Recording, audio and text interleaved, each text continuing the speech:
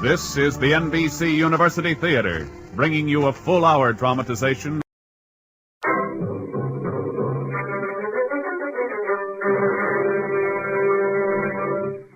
Persons attempting to find a motive in this narrative will be prosecuted. Persons attempting to find a moral in it will be banished. Persons attempting to find a plot in it will be shot by order of the author.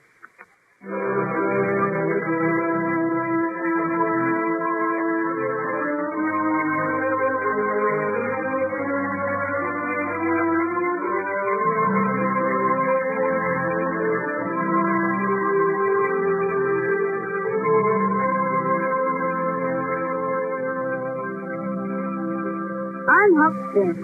You don't know about me without you read a book called Tom Sawyer. But I'm Huckleberry just saying.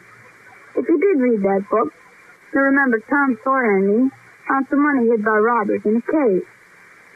Judge Stafford, he's about the smartest man in all Missouri. Well, he put the money out at interest. Before I was rich, I used to live in the woods, free and comfortable like. But after we found the money, the widow Douglas allowed she'd civilize me. It was awful. Considering how dismal, regular, and decent the widow was in her ways. Huckleberry, I'll not have you smoking. It's a mean practice and can't clean. Besides, 14's too young. Oh, that's the way it was. What with new clothes, Bible reading, spelling books, I was ready to cut and run. Well, that kid had it worse than usual. Huckleberry? Yes, sir? Don't squint up like that. Sit up straight. Yes, sir. Can't you stop squirming so? Huckleberry, have you got your shoes off? Yes, sir. I declare, sometimes I'm afraid you're going to grow up just like your father. Man, the goshen, Huck. You might as well go up to bed. I can't stand your fidgeting.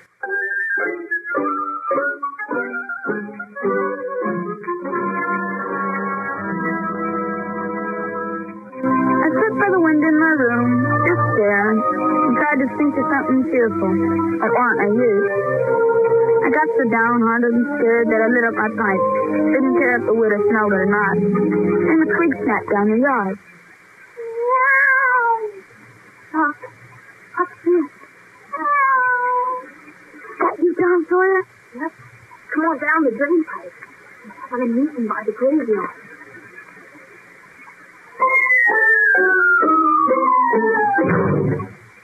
Over here, Huck. Can I see you? Oh. Who's there? Blast it, now you woke in, the widow's slave. Come on, Tom. Who is it? I thought the old wind, that's all. That's the old wind howling around. You went inside. Come on. What is all this, Tom? We're going to start a band of robbers called Tom Sawyer's Band. Everybody will have to sign an oath. Blood. And why? So he won't tell the secrets about who the gang kills and all. If he does, he gets his throat cut and his carcass burned up and has a curse put on it. That's a powerful good oath. And then the gang kills all his family, too. Well, what about me? I ain't got no family. You got a father, ain't you? You can't never find Pap these days. He's like drunk without hogs in the tenders. But he ain't been seen for a year. Wait a minute. You could have the widow Douglas to kill. I reckon that'd do. He's most family. What's the line of business for this here gang, Tom? Nothing much. Only murder and robbery. We're highwaymen, real style. We hold up carriages on the King's Highway and kill the people. Sounds all right. What do you figure I'm highwaying first?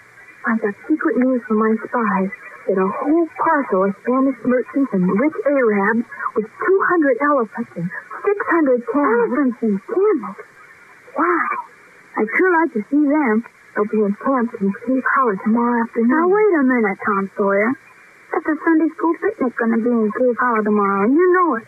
It'll just look like a Sunday school picnic. It's really Arabs. It's all done by enchantment.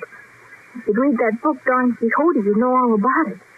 Tom, don't you get mad now. But I judge all that stuff as one of your book lies. Maybe you believe in them Arabs and elephants, but I'm going back to my room.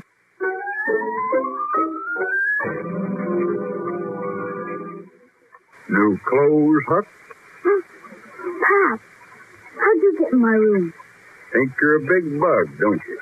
Maybe. Now, don't give me no lip. I'll take you down a peg before I'm through. Getting educated, ain't you? Read, write, too. Answer. Yeah. Who told you could meddle with that foolishness, eh? Who told you? The widow. She told me. The widow, eh? I'll learn her to meddle. And looky now, you dropped that school here. You were putting on airs, letting on to be better than your father. You hear, Huck? Yes, Pap. I ain't the man to stand it. Now, let me hear you read. Here, take up this book. Well, General Washington made his headquarters 3 miles. You can do it. Look at that, a bed and a looking glass and a carpet. And your own father got to sleep with the hogs and the tanyards. They say you're rich. Got money. Have you, hey? I ain't got it. That's a lie. Judge Thatcher's got it, and you're going to get it for your old father, or I'll take him to law. Now, come on with me. But the widow, she... You were coming when your pap says so? Are you, hey? Yes.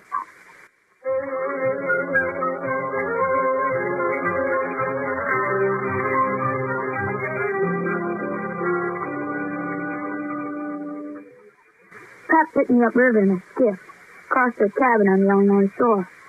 He spent the time getting drunk and licking me with a cowhide strop. He got right handy with a hickory, too, and I was all over Welch.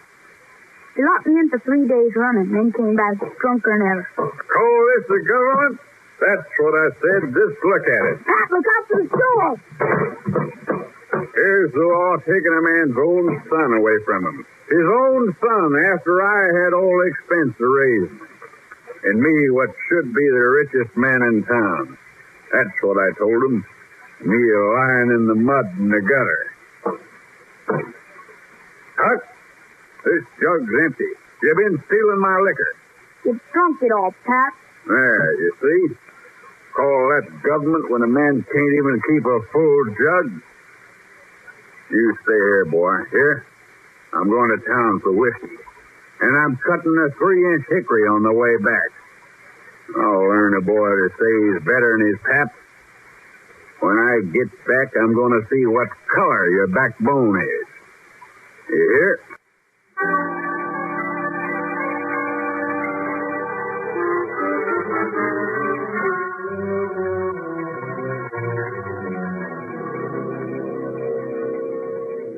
Pat was so drunk he forgot to lock the door, and I wasn't going to wait for him to come back. I loaded up a this canoe we'd hauled in, and I took Pat's gun and shot me a wild pig. Bled him all over the cabin floor.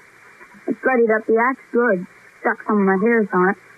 I reckon they figured robbers got me and dumped me in the Mississippi, and that'd be the end. Then I cut to the canoe, jumped out into the river.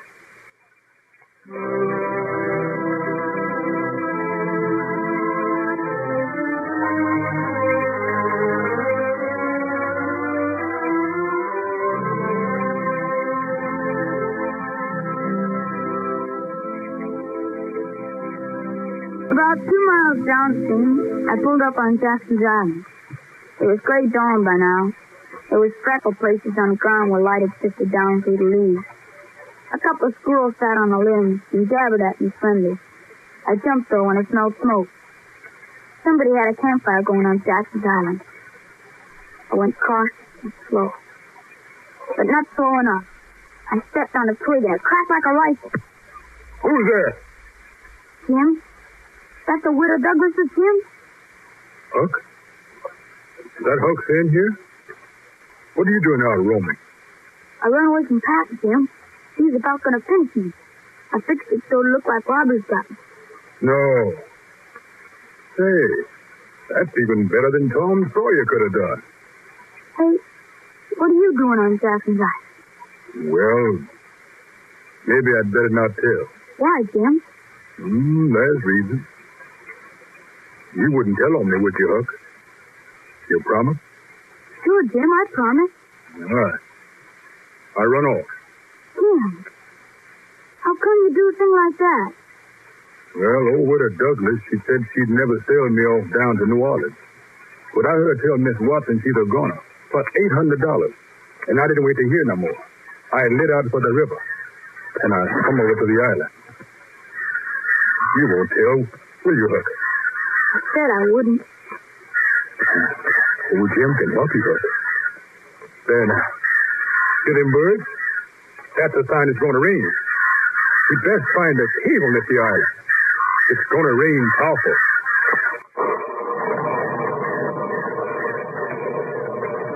Very soon it began to rain fiercely. But the birds was right. It rained for about a week. The river was rising fast. All sorts of things began to pile up on the island. We fished out a big piece of raft. Figured we could use it. Once even a house came sailing down and grounded on a snag. Tim looked inside and came out with some old clothes he found. I put on a calico gown and a sunbonnet. Allowed I'd paddle over the Illinois shore and find out what was up.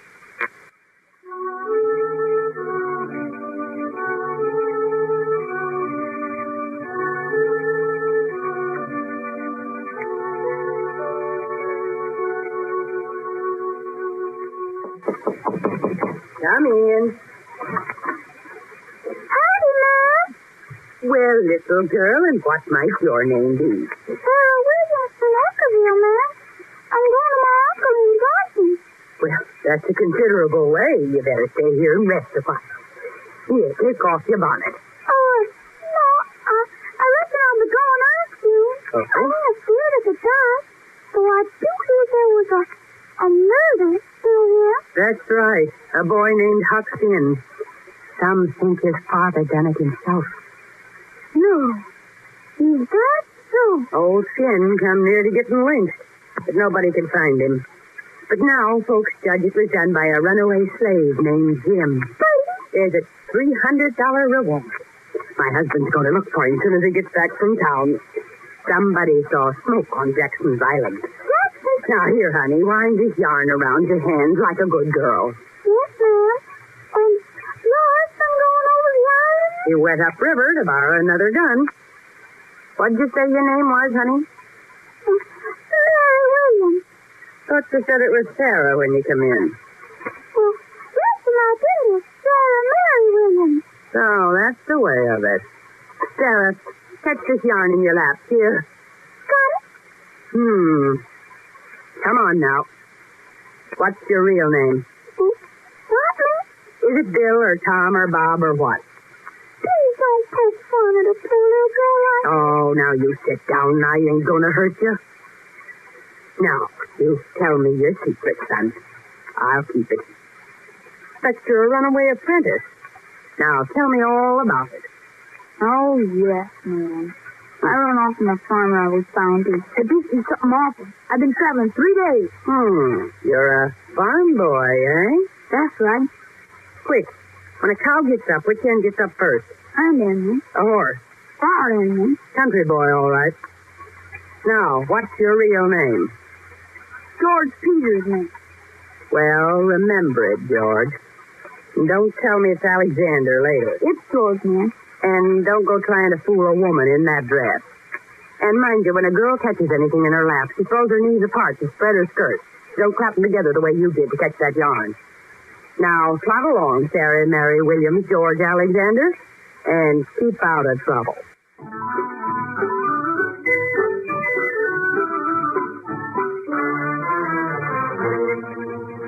Tim. Here, Huck. Here I is in the bush. Get up and help yourself, Tim. There ain't a minute to lose. We gotta get the raft out on the river. They're after us.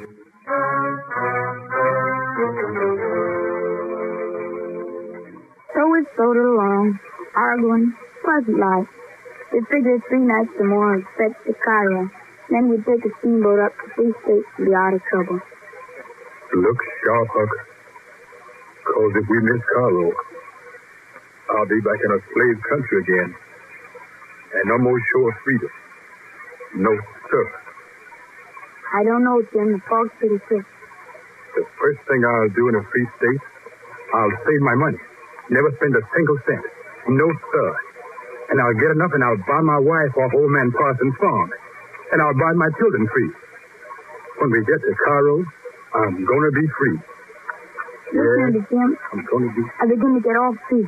Because I begin to think he's most free and me to blame for it. Yes. Now steal my 2 children all free with me to the north. You hear that talk, Huckleberry? Here's his scheme. Coming out flat-footed and say he'd steal his children. Children that belong to a man I don't know. It never done me no harm. That's it. That's Cairo at last. I just know it. It don't look right to me, Jim. Pretty soon I'll be jumping for joy. And I'll say it's all on account of Huck. Because a free man and Huck done it.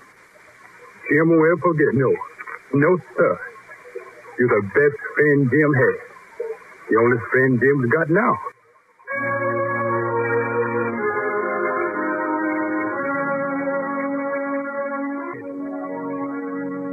We run down river the rest of the night. Jim's strain in his eyes through the fog to see Cairo. The mist came in so thick we couldn't even see the lights on the Illinois shore. We asked the fella. He cussed at us and told us Cairo was way down the river. When the daylight came, I dipped up some water to drink. Look at that, Huck. That's clear Ohio water inshore. Not the old muddy Mississippi. We went by Cairo in the fog last night. Mr. Clean. Don't let's talk about it, Huck. Poor slave can't have no luck. Oh, you should have asked again, Jim. I should have. It ain't your fault, Huck. Don't blame yourself for it. Hey, that steamboat's coming pretty close. You mean to cave off the stern, old Huck. Them pilots don't care about no rats. Tell us straight, Jim. Whoa! It ain't no use, Huck. Cave's run over just for gentlemen. Hey, you! Get off! Get off!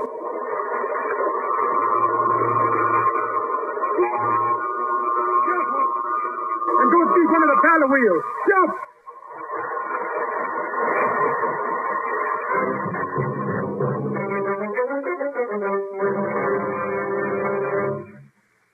Talk about bad luck.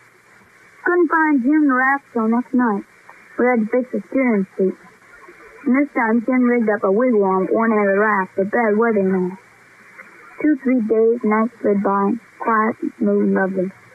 Then one morning, just as we were getting ready to shove off, we heard a monstrous cry of dogs in the woods. Untie the rope, Jim. There's somebody coming through the brush. Hey there, boy. Wait. Let us hold that raft. It's a matter of life or death. We ain't done nothing. They'll kill us.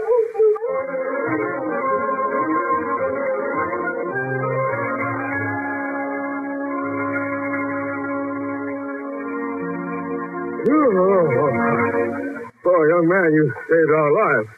I'm sure this gentleman is as grateful as I. What's the matter? Don't you know each other? Never had the pleasure. We met on the footpath outside town. That's quite a stride you had, old-timer. How come you was a-running? Well, I was conducting a little temperance revival, clearing as much as $5 or $6 a night, when one of the faithful found me chummy with a jug. They had the tar boiling on the rail out, so I didn't wait for breakfast. And you, my friend. Well, sir, I've been selling an article to take the tartar off cheap. It does take it off, too. And the enamel along with it. I stayed about one night longer than I ought to. Old man, I reckon we ought to double treatment. Sure. Sounds right to me.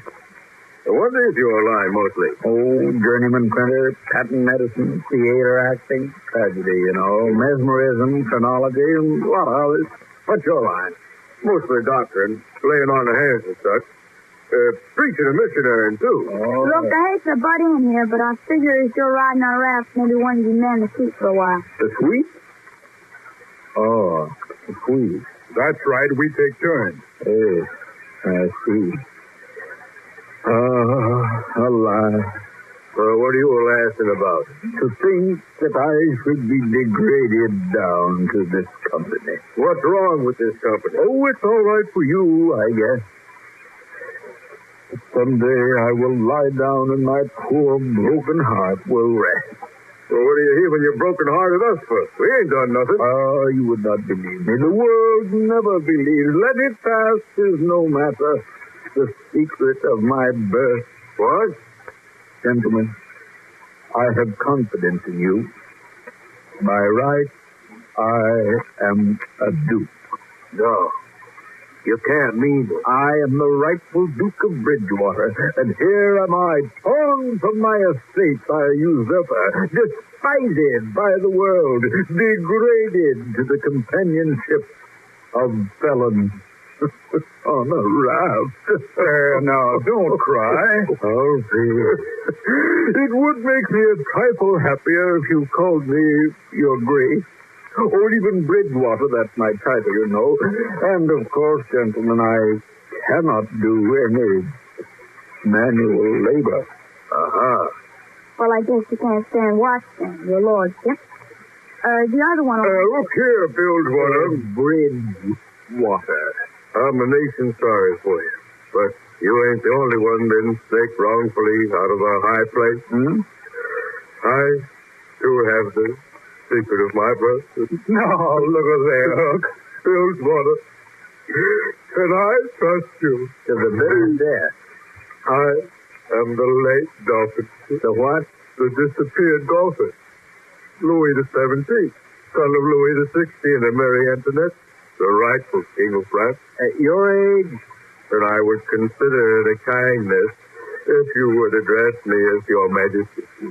And naturally, that is, of course, I cannot stoop to menial labor. Glory, Huck. Ain't it grand to have honest to goodness royalty on the raft?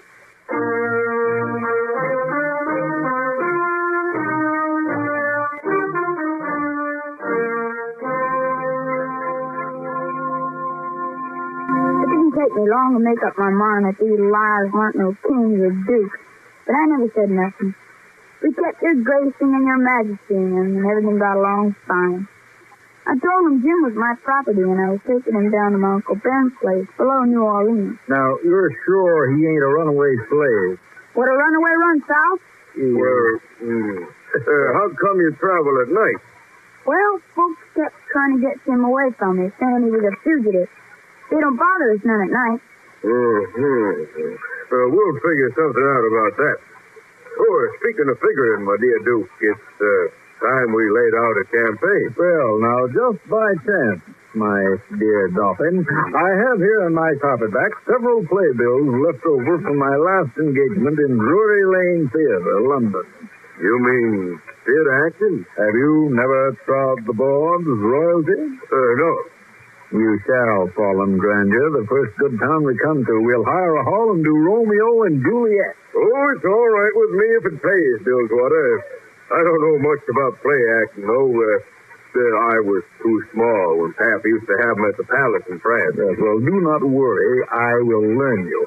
I'll be Romeo, and you will be his pretty sweetheart, Juliet. Wait a minute. If Juliet's a young girl, Duke, ain't my peeled dome and white whiskers going to look uncommon odd on her? Don't worry. These country jakes won't ever think of it.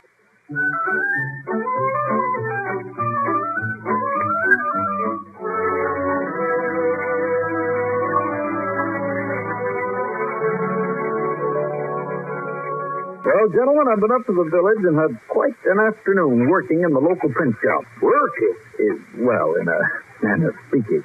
I took in $10 worth of advertisements for the town newspaper, sold 3 cut-rate subscriptions. Total, $9. Not counting this jug. That ain't your paper to take ads for. My boy, you do not have the proper outlook. And what's more, gentlemen, I fixed it so we can travel in the daytime. Here. It's a slave handbill. Runaway named Jim. St. Jack's Plantation, New Orleans. $200 reward. Yes, this way we can make out we're taking him down for the reward. And here's my masterpiece. Look at the beautiful typography. Shakespearean Revival. One night only. The world-renowned tragedian Edmund Kean, the elder of the Royal Haymarket Theatre of Pudding Lane, London. That's you. Oh. And David Garrett, the younger of the Drury Lane Theatre. That is me. In the sublime Shakespearean spectacle, the balcony scene in Romeo and Juliet. Admission, 25 cents. ladies and children not admitted. And if that don't get 'em, I don't know Arkansas. Well, Your Majesty, we got to rehearse some more, and we got to figure out some encore. Huh? What's encore, Bilgewater? Never mind, Dolphin. I've got one for you that'll just set the town right back on its ear. Tonight, Majesty, the play's the thing.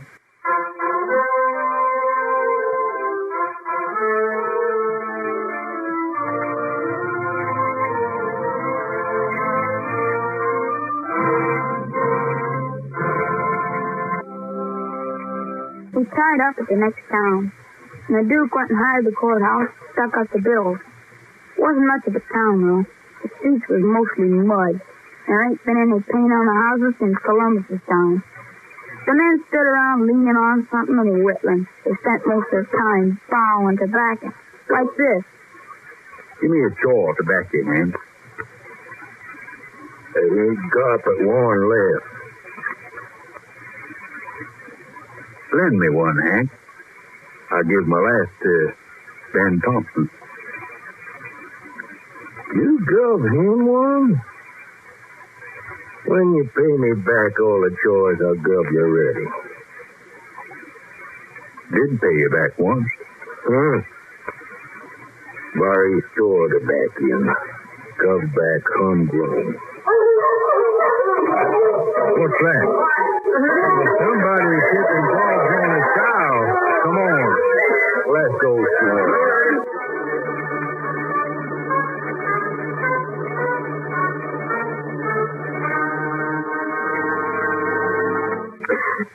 Well, that's the way life went in that town. Turned out there was a circus in town that day. And about noon, there was quite a crowd. Somebody sets up a holler. Hey, here comes old Boggs in from the country for his monthly drum. Wonder who he's going to show off this time. Oh, he never hurts nobody. He's the best naturedest fool in Arkansas, drunk or sober. Got a jug in each hand. I'm a ring-tail alligator and I live on barmy. I'm on the warpath, and the price of coffins is gonna rise. Who you after this time, Boggs? I'll lay you all out, one at a time. But I'm gonna get that Colonel Strabburn first. Where is he? Come on out, Strabburn. You're the hound I'm after. Go. He's a stalking it on rob me, you hear? And I'm gonna... Bob! It's the Colonel. There he is. I'm gonna... I'm tired of this. I warned you last week not to open your mouth against me. I don't care. I'm a mean, tough grizzly, and I ain't... Boggs, stand back. Hey, now, wait a minute, Colonel. You don't want... Now, wait. You ain't gonna shoot. He's guilty. Old Boggs never done no harm. He's mud. We'd ought to get Sherman. And I got another barrel of that shotgun. The idea you're lynching anybody. If any real lynching's going to be done, it'll be done in proper Southern fashion. You'll come at night and bring your mask and plenty of liquor for quick courage. Now get out before I let go of the other barrel.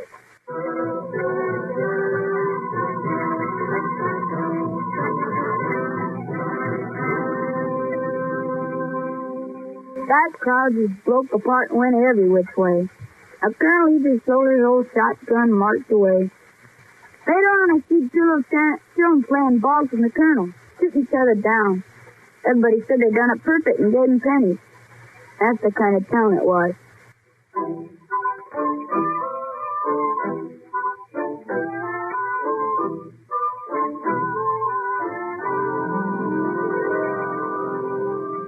That night we had our show. The finished Romeo. The Duke made an announcement. And now for an encore, Mr. Keene will perform the soliloquy from Hamlet. The what? Some kind of ham. Now sit still and listen. Oh, Billy. Oh, not too big. That is the question. Hell, Burnham, would you come to Roosevelt? But that's the fear of something after that. Murders the innocent slave. But soft you, the fair Ophelia. Up, not thy ponderous and marble jaw. What gets thee to another ring? Go. Go.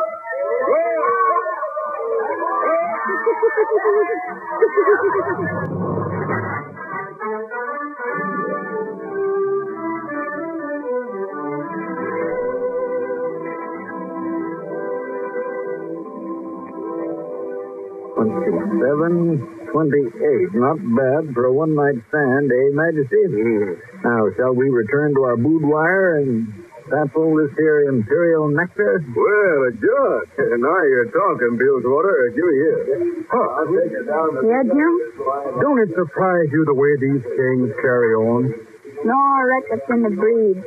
But, Huck, these kings aren't regular rascals. That's what they is. That's what I'm saying. They always mostly. Take old Henry VIII. I ought to seen him when he was in bloom. What did he do? He used to marry a new wife every day and chop her head off in the morning. Ooh-wee. And he'd do it just as indifferent as if he were ordering eggs. Fetch up near Gwyn, he'd say. Next morning, wham! Compared to them old-time kings, honor a bunch of lambs. I guess kings is kings. Like to see a pipe, Jim? Oh. Thank you, Huck. You know, I was thinking, Huck. I was feeling real bad. Why, Jim? Well, it reminded me of the time I treated my little Elizabeth so hungry. She was only about 4 years old, and she took scarlet fever. Then one day she's better. And she just standing there, and I said, shut the door. And she never done it. Just stood there, kind of smiling. I said it again, mighty loud. Shut that door. But she never paid me no mind. Then I fetched her a slap beside the head. But she just stand there. Just then, along come the wind and slammed the door behind her. Kablam! And she never moved. My breath almost hot right out of me. And that door slammed again. And she don't never budge. Huck, I just bust out crying. And I said, Lord God Almighty, forgive poor old Jim. Because he's never going to forgive himself as long as he lives. Huck, that little child, she was plumb deaf. And I'd been treating her so. And now I ain't never going to see Elizabeth again. But maybe, Huck, maybe I'll buy her free. That's what I'll do. I'll buy her free.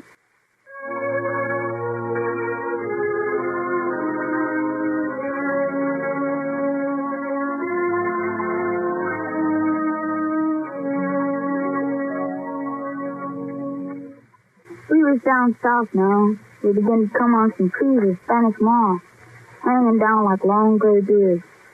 The king and the duke were plumb out of money again.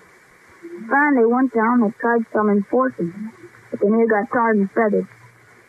Next town after that, they sent me out to buy a jug. And when I got back, there wasn't nobody on the raft. Then the king and the duke. You, looking for somebody, Sonny?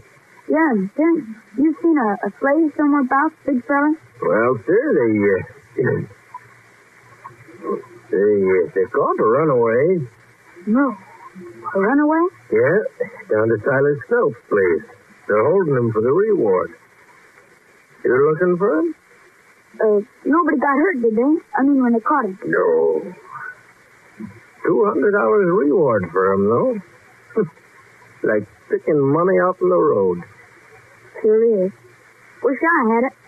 Who held him, mister? An old fella. Stranger. Yeah. Sold his chance in the reward for $40 because he can't wait. Has to go upriver. An old fella, huh, mister? Yeah, old goat with whiskers. That's right, son. Had a handbill with his slave's picture on it and all. Sold him for $40.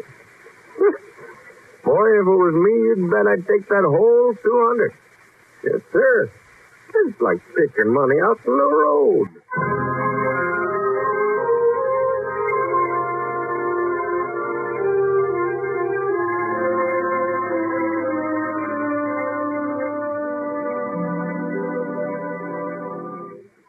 I sat up there watching the river, thinking till I wore my head sore. After all this long journey, them scoundrels had the heart to make Jim a slave again. And all for $40 dirty. I thought maybe I should write the widow where Jim was, so they could be with friends anyway. Then I started to get around and help Jim help the slave to get his freedom. I couldn't stand that. Then I got to thinking about our trip downriver, and Jim saying I was the only son he had left in the whole world. I figured I might as well be good and wicked. And for a starter, I'd steal Jim out of slavery again.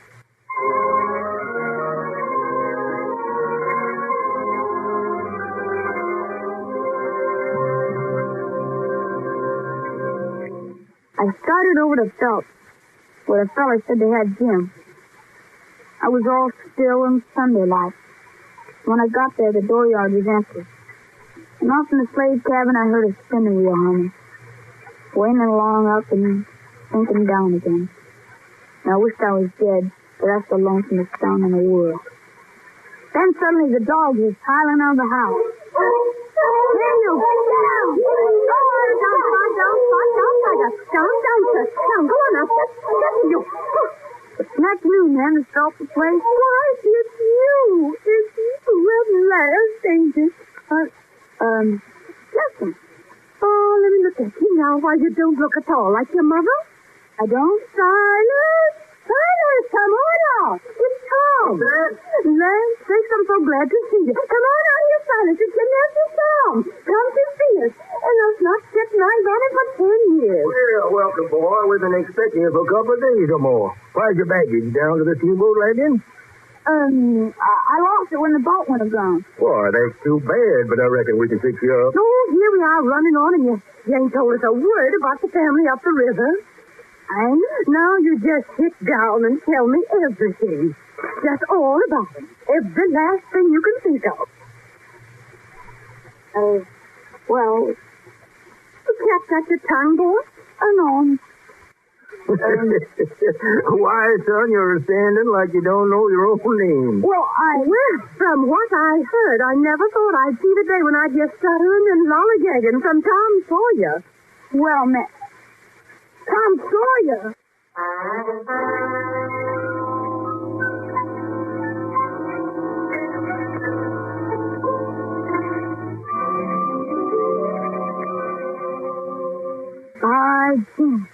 I almost jumped through the floor. So that's who they took me for. And I told them more about my family. I mean, the Sawyer family, than could have happened in a million years. Then I said to myself, suppose real Tom comes down the steamboat landing and sings out my name before I can throw him a wink to keep it quiet. Well, I was all in a sweat, so I told the folks I had to go down and mail a letter. And there, coming up from the wharf, sure enough, I met Tom. Huck, I ain't never done you no harm. What do you want to come back and haunt me for? I ain't come back. I've been gone. Honest Indian, you ain't a ghost? Honest Indian. Looky here. Weren't you even murdered at all? Nah, I played on it. Now, weren't that a grand adventure? Yes, sir, really. What are you doing down here, Huck?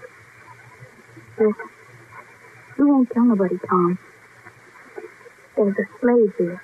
I'm trying to steal out of slavery. Huck! His name's Jim. Oh, with a Douglas's team. What? Why, Jim is... I know what you'll say. It's really low-down business. But I don't care. I'm low-down, and, well, all I want you to do is not let on. Will you, Tom? Huck, I'll help you steal him. No. You tell me where he is.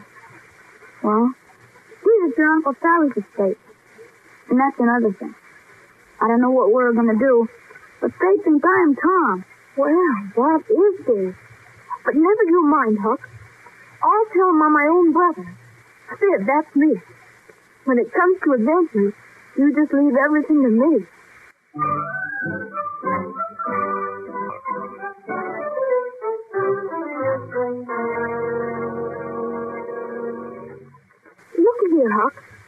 said I know where Jim is. No. Where? You leave everything to me, Huck. You meet me down by the ash hopper after dark, and we'll get started.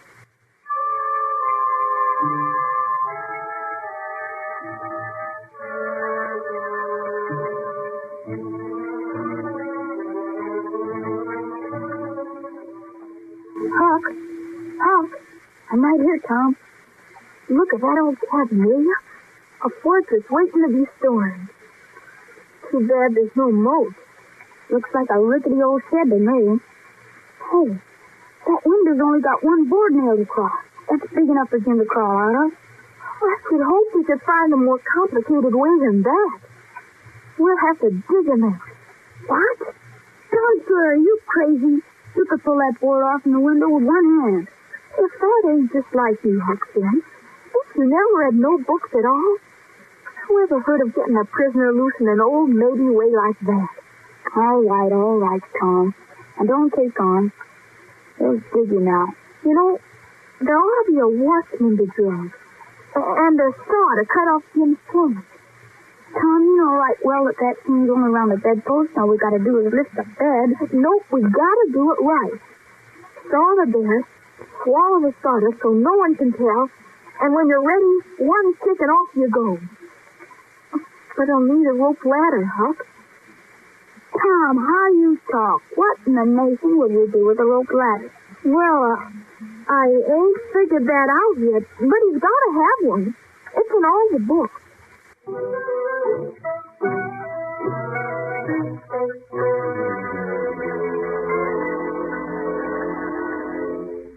Well, I figured Tom knew what he was doing. It didn't make sense to me, though. But he kept talking about the man in the iron mask and Casanova and other book folks. So I just done what he told me to and kept shut. He gave me a list of stuff to get, though. Well, he called it borrowing, because that's what Pap called it. But Tom said it wasn't borrowing, it was stealing. Don't you know that, Huck? All state political prisoners steal the stuff to escape with. But he ain't no political prisoner. He's nothing but a runaway slave. You hush up, Huck. We gotta get the stuff in the gym. I'll just rip the board off of that window. Hold on. Didn't I say we gotta dig in? It's regulation. Well, all right, if you say so. You get your case knife out, Huck, and start. Case knife? Since when ain't it pick and shovel good enough to dig out a runaway slave? There ain't no other way I read of but case knives, and we gotta do it that way. It may take years and years. Years? Sure.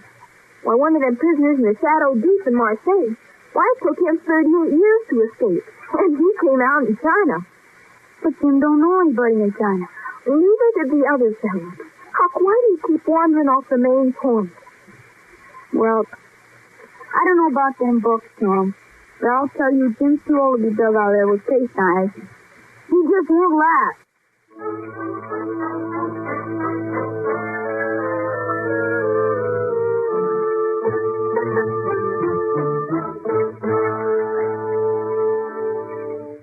I finally talked Tom into using picks. But he said he let on it with case knives to keep the whole thing regular with the rules. In the meantime, old man Phelps wrote to the plantation down in New Orleans that Jim was supposed to have run off on. Of course, there weren't none.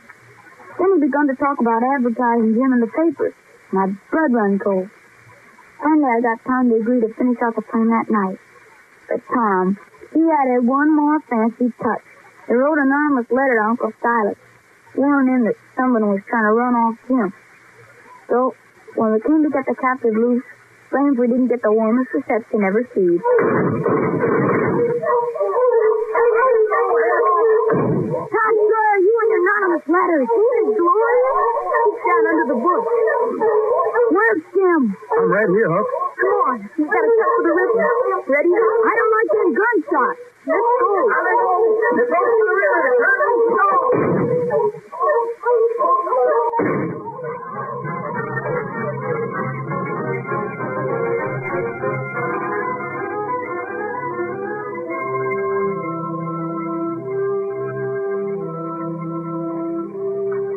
Cast off, Huck. Shove the raft out, Jim. Here we go. Yes, sir. Whoopee! You're a free man again, Jim. And it was a mighty good plan, Huck. I bet nobody could get up a plan what's more mixed up. Ain't that so, Tom? Oh, what's the matter, Tom? You hurt, honey? Nothing much. I only got a bullet in my leg. Here, let me see. We got to stop that bleeding, Huck. We've done it. An elegant escape. Just as leg is nothing at all. Oh, that leg don't look so good to me, Tom.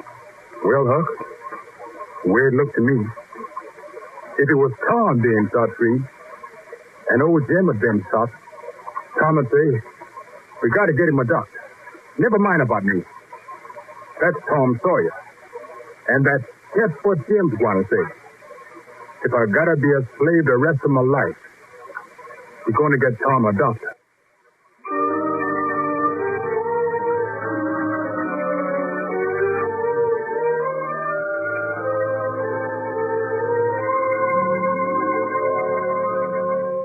Tom argued that Jim and I were firm. We pulled him in the raft and toted him over to where we could find a doctor. Tom sent me off to scout around before the doctor came. And what did I do but to bump right into Uncle Silas? Shotgun and all. Of course, I lied some to get out of it, but they took me off home and I didn't know what happened or anything.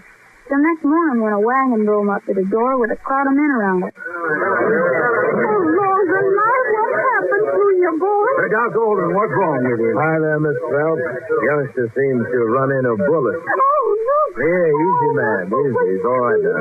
But I am, Sally. I just meant a little. And I brought you back that runaway slave. We'll tie him up right this time. Why, I want to take a life to him. Nah, just hold on. He's all right.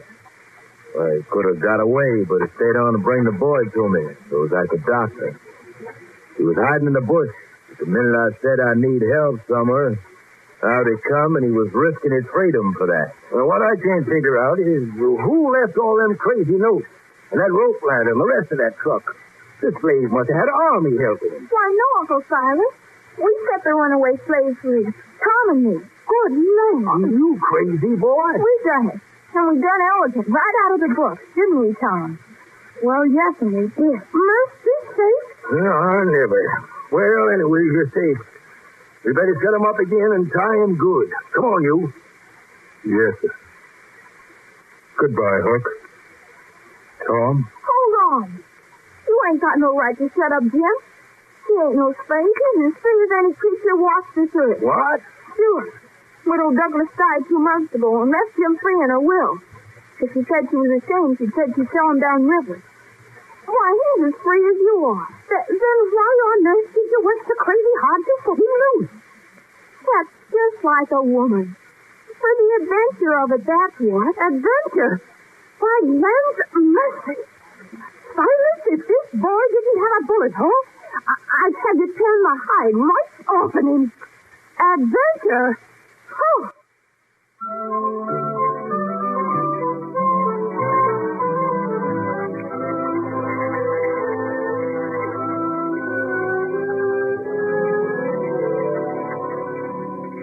Well, there it was. And pretty soon we had to own up that Tom was really Tom, and I was Huck's in. Then we should have seen Aunt Sally. Land. Tom was for the free of sneaking out to the Indian territory, having some howling adventures. I don't know, Tom. It don't sound so good to me. I ain't got the money to buy the outfit. I figure Pap sunk it all up by now anyway. No, Huck. He ain't coming back no more. What you mean, Jim? You remember that house was floating down the river? And there was a man in it covered up? And I didn't let you in? Well, Huck, the dead man in that house, that was your Pap.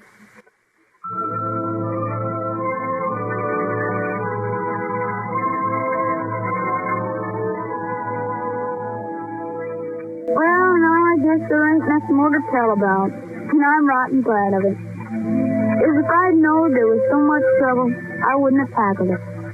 But I reckon I'll have to light out for Indian territory, before the rest of them. Because Aunt Sally says she's going to adopt me and civilize me. And I can't stand that. I've been there before.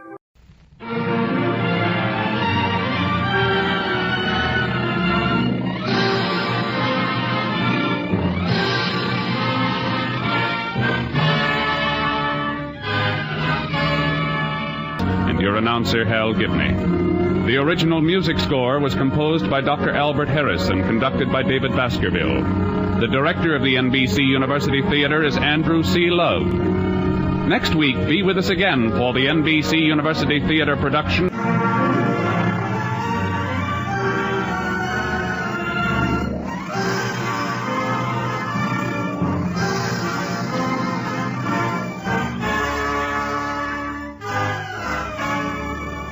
This program came to you from Hollywood. This is NBC, the national broadcasting company.